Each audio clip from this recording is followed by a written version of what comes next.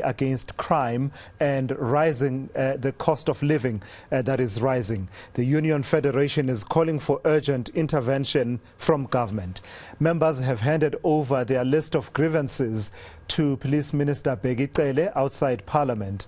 Let me take you now to eNCA's Nobesuthu Hejana, who's been tracking that particular march by members of Cosatu. Nobesuthu, a march by Cosatu, who are also part of the tripartite alliance led by the ANC, which, you know, does lead the government. What specific grievances have Cosatu presented around this march? I believe some of them are specific to the Western Cape, but others are actually of a national nature. Sure. So this morning, Cosatu members joined by SATU and SACP and other unions across the province, they took to the streets of Cape Town, going to the office of the city of Cape Town, where they wanted to speak to or address the mayor, Mr. Jordan Hill, specifically with the issues of dealing with crimes in the community. But he was not able to accept that memorandum, and the Chief of Staff, Mr. James Steyn, who attempted to speak to the Cosatu members or accept the memorandum, they chased him away, saying that they want the person that they elected to power. So they then moved to the legislature, where they wanted to speak to the Premier, Alan Winde, and also to have or highlight those same demands of dealing with crime and ending gangsterism in the communities.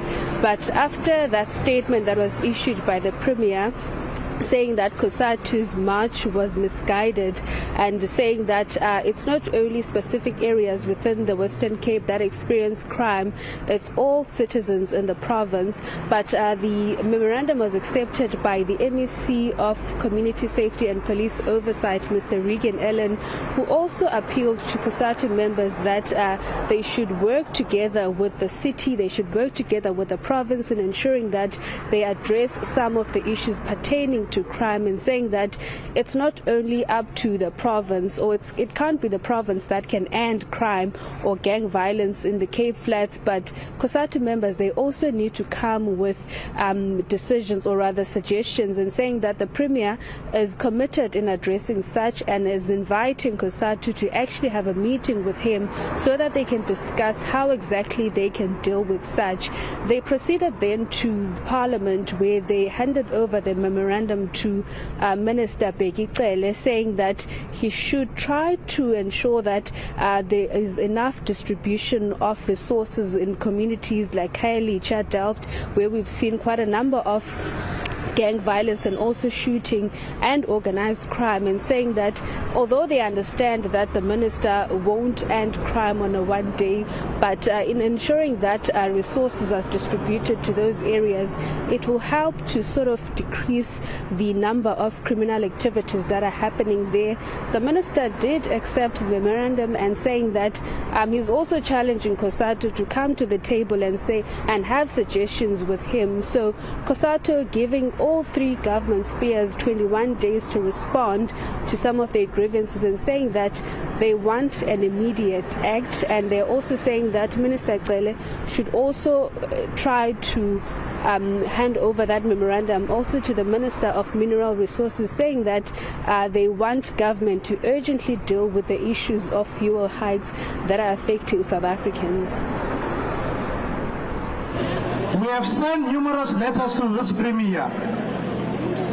We wanted to engage him on some of the issues that we have sent in the past, last year October.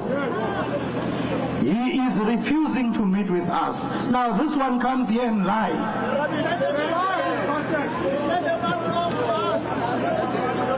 We cannot allow that. We are going to send a letter again to him, because we want to engage him. We want to engage him. We want them to come to the table and sit down, and we raise our issues. We are very reasonable as workers. We are very reasonable. Comrades, we are going to move now. We are going to go to National Parliament. They are thinking we are protecting national government. We are not doing that thing. We are not protecting national government because our interest is you as workers. You are our interest. The fat cats, we have nothing to do with them. So Cosatu insisting on accountability from all three spheres of government, Nobesuthu, and as we heard there, the leadership of Cosatu talking about not protecting the national sphere and demanding answers. And in the end, it was the Minister of Police, Begicele, who accepted the memorandum. What else did he say to them upon accepting that memorandum? So the minister is saying that already in the Western Cape, he has been able to distribute resources from underused areas like the Kemps Bay. So he has been able to distribute police officers and ensuring that they patrol the streets, and saying that the Western Cape actually in the country is the only province that has received more resources compared to other provinces when it comes to the issue of dealing with crime, and saying that it's also the only province that has a fully fledged gang unit compared to other provinces within the country. So he's saying that his office is working hard in ensuring that they address the problem of crime, especially organized crime, because some of the members who were addressing the minister, they also touched on the fact that Eskom in Khayelitsha had to withdraw its resources due to its members being asked for protection fee by extortioning gangs. So he was saying that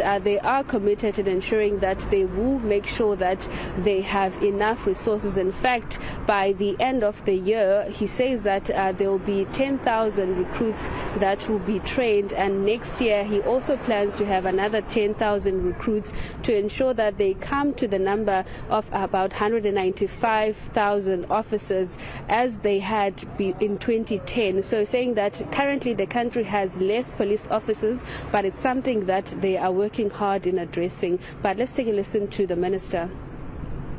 The question of resources, will definitely agree with you that the state, especially when it comes to the warm bodies,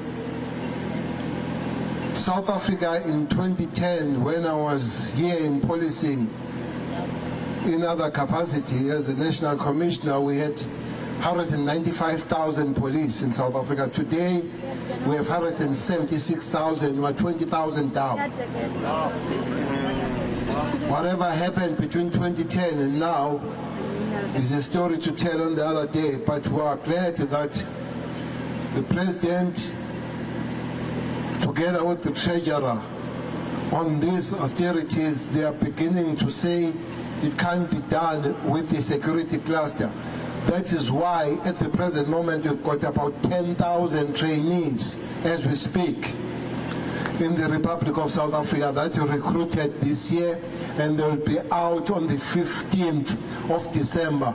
We'll be able to unleash 10,000 new police officers in the Republic of South Africa. And then next year we'll get another 10,000. We'll be able to have 20,000 in 2 years, which will give us 195,000, which is a figure of 2010, not the figure of 2022. So we still have a long way to go. Yeah, Nobesuthu, thank you for that. And I don't believe anything needs to be said. The minister said it all in terms of the inadequacy of the numbers. If he's talking about that number of 195,000 being the figure that was in place in 2010, only restoring it back in 2024, thereabouts, for a population that's over 60 million, I think it speaks for itself. Nobesuthu Hejana outside in Cape Town there, reporting for us after a day of protests, and Cosatu also weighing in on the issue of demanding better policing in the Western Cape, as well as the issue of the cost of living also needing to be attended to.